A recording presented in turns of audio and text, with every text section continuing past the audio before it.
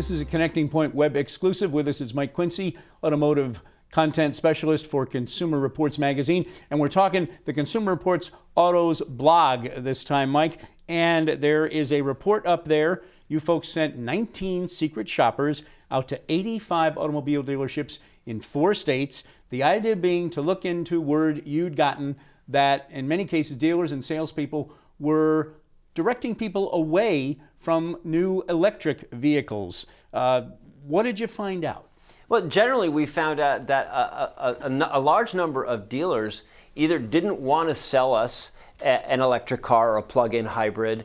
They didn't know much about the products themselves, and even if they had them in stock, they were kind of steering some of our secret shoppers away from them. I mean, it's kind of discouraging because in our environmentally sensitive times, people are thinking about electric vehicles. Consumer Reports has tested a number of electric vehicles from the Nissan Leaf and the plug-in electrics like the Chevrolet Volt, and so we're wondering, well, the technology is here, it's really pretty good. Why aren't they selling more?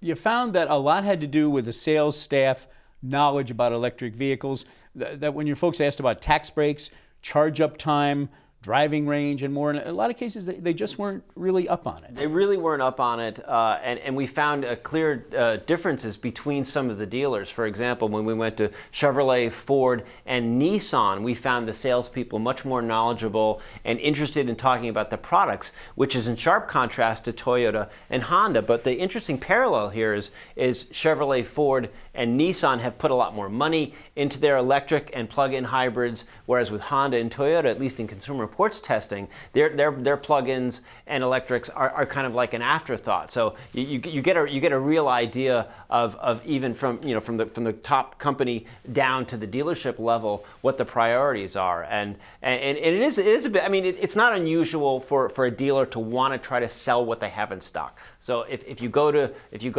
Nissan dealer and you're like, I'm interested in an all-electric Nissan Leaf, and they don't necessarily have one, it's in their financial interest that, well, we don't have one of those, but we have a Sentra right over here. It's beautiful, blah, blah, blah, so maybe we can get you in that. They want to move their inventory, which we understand. However, it is discouraging for those consumers that are interested in getting into an electric or a plug-in hybrid.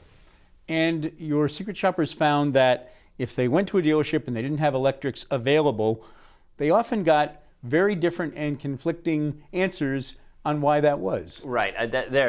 People aren't interested in them, or, oh, we sold all out of them, and whatnot. And there's probably a little bit of truth in that. For example, when the Chevrolet Volt first came out, they were priced pretty high.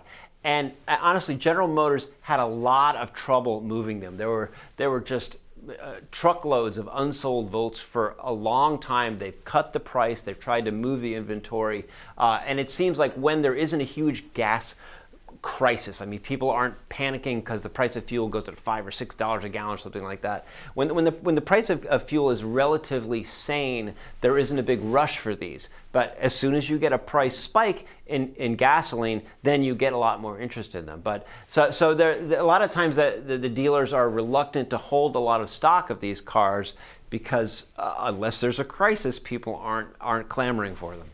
Fair to say that from what you learned from your secret shoppers, bottom line is, if you want to buy electric, you got to be ready. You got to do your homework. You got to do your homework. I mean, go to consumerreports.org. Do up all kinds of reading about the pros and cons of electric vehicles, because on the one hand, they're very energy efficient. I mean, the efficiency of electric motor and battery pack is huge. You lose a lot of inefficiency. You lose a lot of efficiencies with gasoline and diesel that you don't lose with electric. However, there are certain limitations with electric. You don't have as long a driving range. If you run out of juice in the middle of your shopping day, you've got to find somewhere to plug in. It's a lot less convenient. When the temperature goes up, when the temperature goes down, it gets a lot colder. Your driving range go down. So know everything you can know, whether you're thinking about getting electric or a plug-in, before you go through the rigmarole of, okay, now I want to buy one. Mike Quincy, Consumer Reports magazine. Thanks for being with us. Thanks for having me on.